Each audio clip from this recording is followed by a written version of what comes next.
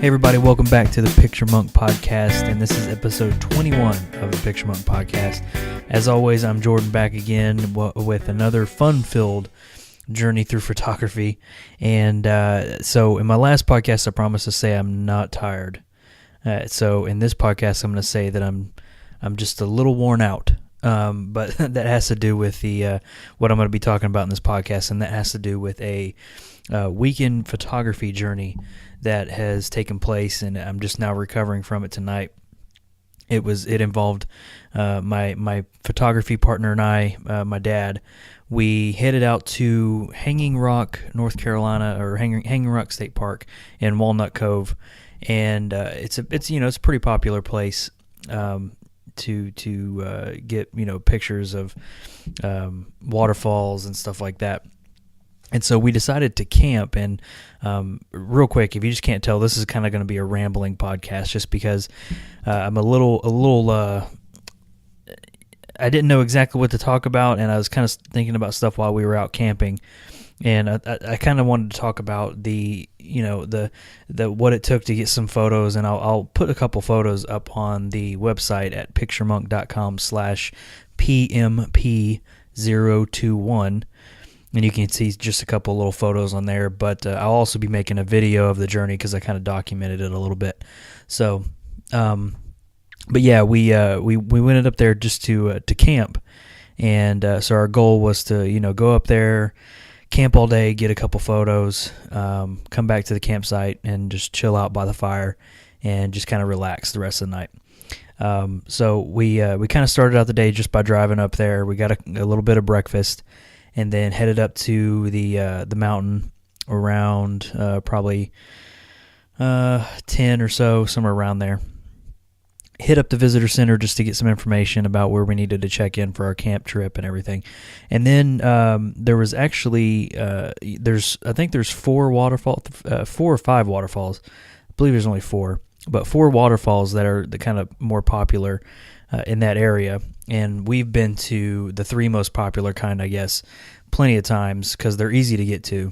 You basically just drive up. If you're not familiar with Hanging Rock, if you live in North Carolina, if you drive up to the visitor center and there's a large parking lot, and you'll go to the end of the parking lot, and there's a trail that kind of walks down, and there you can see you see one waterfall that's pretty close, and then you can go down to see another one. And then there's a hidden one. I think it's called Window Falls, and it's a little trickier to get to. There's 2 ways to get there, but you got to kind of climb a little bit just to get to it, and it's kind of a nicer one. But there's those 3 up there, and they're fairly easy to get to. But there's also a waterfall called the Lower Cascades, and it actually involves going out of the park, which I had no clue that it was even there, because you'd think all the parks would. The entrance gate would be to get you to everything. But the lady at the visitor center, she just told us exactly how to get there, and it was really easy. So if you do live in the area or visiting anytime soon, make sure you go to the Lower Cascades, and I'll put a picture of that, like I said, on the website so you can see it. It's a very nice waterfall. It wasn't as gushing as a waterfall as I was told. There was a guy there who was a fly fisherman, and he pays attention to water levels and stuff. So they live near that area. They go to that waterfall all the time. And he said if you come back sometime after a good amount of rain, the pool that's at the bottom of the waterfall is going to be just covered. So anyways, we hit that up, and then we went back up to the mountain, and our goal was to go to the top of Hanging Rock. I've been there once before by myself. There's a fire observation tower sort of thing, and it's a very nice view at the top from there. But the trail is probably about 4 miles long, and I believe that's one way. I threw away the map, so I don't have it for sure. But so we decided to make sure we can get back in time to camp and set up our tent and everything. We're just going to hit up a couple small trails, and I think the final tally was it was a 2.2 or 2.1 mile long trail, but we both didn't think about it being uphill because you're going right up a mountain. So We were pretty wore out. We were pretty tired, but so we packed up our stuff, packed up our gear, and just a couple little quick things that I've noticed while I was camping out this weekend and hiking with my camera gear. Number one, pack light. That's obvious thing. I don't have a lot of heavy gear, so I just took all my gear with me. But my monopod actually came in very handy. You see a lot of hikers that have poles that the hiking poles kind of thing. But my monopod really acted as a good hiking pole, and I had my camera on it, so I could easily snap a couple photos when I needed to. So, just a small little tip there: if you do have a monopod and you're going to go camping when since it's getting warmer, that monopod can do double duty. So I'll also put a link on the show notes to the monopod I got. It's fairly cheap. It's not gonna take a beating. It's like I said, it's very cheap. So, but it does the job. It really does. It works pretty good. So hiking up the mountain, we were really tired. We hit up. The first major overlook that we hit was House Rock, and that's a nice little overlook. It's got a good little area to sit, and you can just kind of take in the view. You can, if you're anywhere, any way familiar with the Triad area of North Carolina, you could actually see Greensboro. I think you can see Greensboro, but you can definitely see Winston-Salem. You can see the small skyline out there, and if you have a really good lens, you can probably zoom in and get a nice little photo. But I haven't really invested in a good telephoto lens since it's going to be kind of pricey. So we hiked out there. We just camped out a little bit, took a couple photos, and hiked out to our next stop, which is a dead end. It's the dead end of a trail, and that was Cook's Wall. And it was horrible. I'm not gonna lie. I was about to die, and I was afraid of my legs cramping up because it's happened before. I'm out of shape, and so we got there, and we both were. Every turn we hit, we saw like an opening to where we could actually start seeing some sky, and we were like, this has got to be the top of the mountain, and it wasn't. And we just kept having to hike and hike and hike. So we finally got to the top. And we stayed up there for a while. It was kind of cool. It was windy up there at the top, definitely, but it was a really nice view. You could actually see Pilot Mountain. Again, if you're familiar with the area, you can see Pilot Mountain. It's a very recognizable mountain, and that's off in the distance. So we got a couple photos there. Then we just headed back down, and all this whole time, while we were hiking up and hiking down and just doing a bunch of stuff, I had a GoPro strapped to my chest. I have my GoPro Hero 3, and there's a chest plate that you can buy that I had hooked up, and every so often I would turn it on and just get a couple videos of hiking, so I wouldn't have to take my hand and hold the camera and everything. I could just walk for 5 minutes and just not even remember that it's on, which that did happen a couple times. So that's actually a really good investment, and I plan on using that again. You look like the stupidest guy in the world carrying around a camera on your chest, but who cares? I don't care. Nobody to impress. So we were walking around back down to the mountain. We finally got back down, and then we went to go camp or to set up our tent. Got down there, and we just about died. I was sitting in the chair, and I was about to fall asleep because I was so tired. And I think we only hiked for 3 or 4 hours or so. It wasn't crazy, but definitely tire you out if you're just walking straight up. We got set up, and we were just kind of talking and stuff, and kind of mentally reviewing the photos from the trip. And I decided I wanted to take a photo of our tent once it got darker. I wanted to get a photo of our tent with some stars up in the sky. That kind of worked out, but it kind of didn't. The photo actually turned out pretty fine. It was okay, but the stars, that was almost a no-go.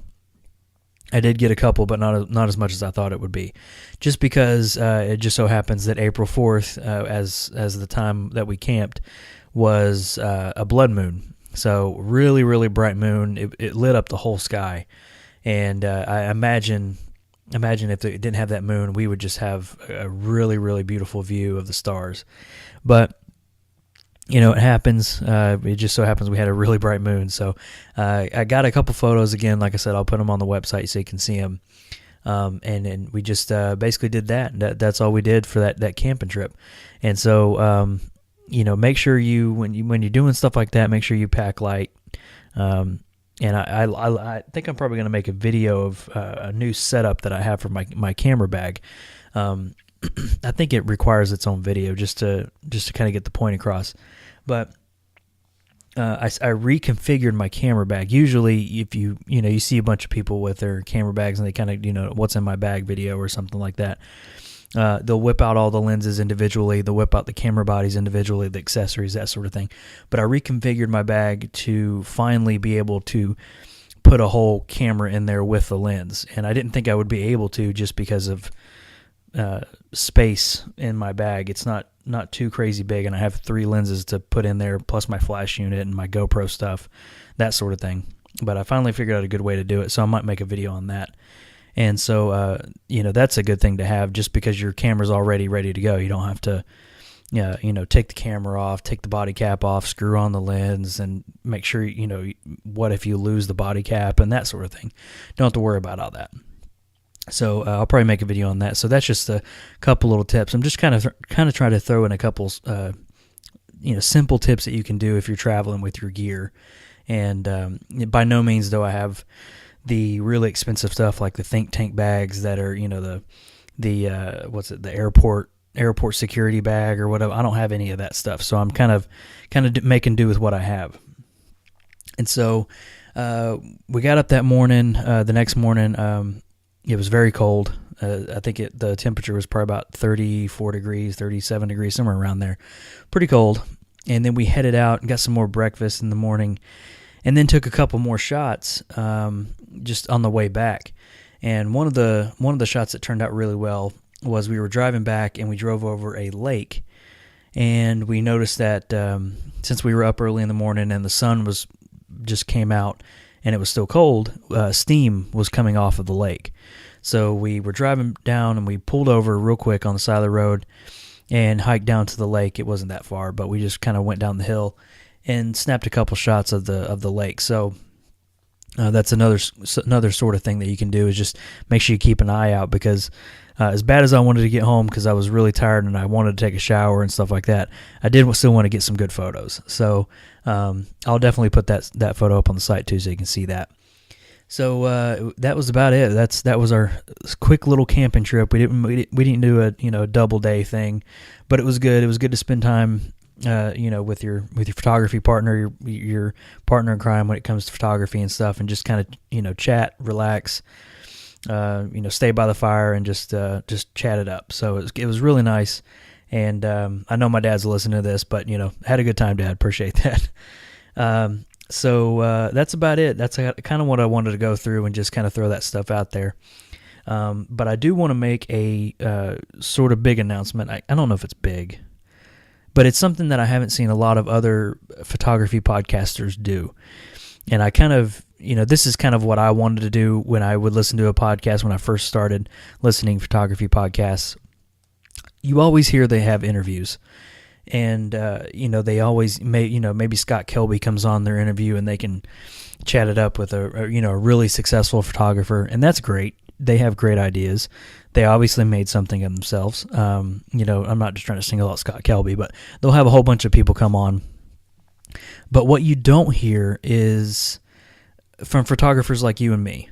You don't hear from the guys that are just, trying to make it, trying to get in on the action, trying to get your photography out there and trying to understand how this whole thing works of, getting exposure and stuff like that. You don't hear from that. You really, at least I don't. I haven't heard a podcast that does that. I do remember there being one podcast, and I think the guy kind of cut the interview short real quick, just because the other guy didn't have a lot to talk about because he didn't know much about it. But I don't want to be that way. So if you're listening to this and you're kind of just getting started out in photography, or you have like a little bit of a build up in there and you kind of think of a good way to go, I don't care if you do wildlife photography or real estate photography, portraits, wedding, anything. send me an email, and you can just go to PictureMonk.com/contact and fill out that form on the contact page. And just tell me your story. It can be as long or as short as you want it to be. And just tell me your story, and I want to try to interview you guys.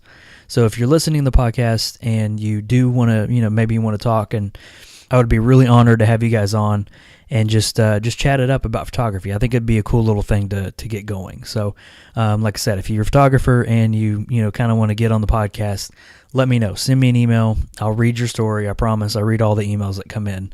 So that's about it. It's it wasn't really that big of an announcement, but it's something new that I haven't seen a lot of people do, and I kind of want to get that going to help you guys out. That's one kind of cool thing that I think will come out of it and kind of get more exposure. So again, send me your story. Make sure you include like a link to your portfolio online or something like that. Even a Flickr page or anything like that will help, and maybe we can set something up and get you on the podcast. So that's about it, guys. Hope you guys enjoyed that quick little story. It's sometimes it's not about it's not about gear. It's not about the amount of gear you have, how expensive your gear is. It's about the story of getting the photography going, getting the shots. And I know a lot of people out there have problems.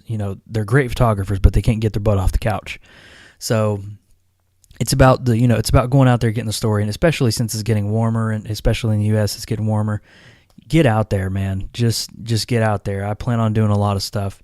I'm making lists of stuff that I want to get shot this summer, and just kind of get a new portfolio building. So that's about it. Hope you guys appreciate the podcast. Head on over to PictureMonk.com/PMP021.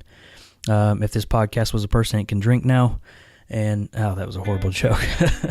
But anyway, head on over to the show notes and you can check out all the stuff.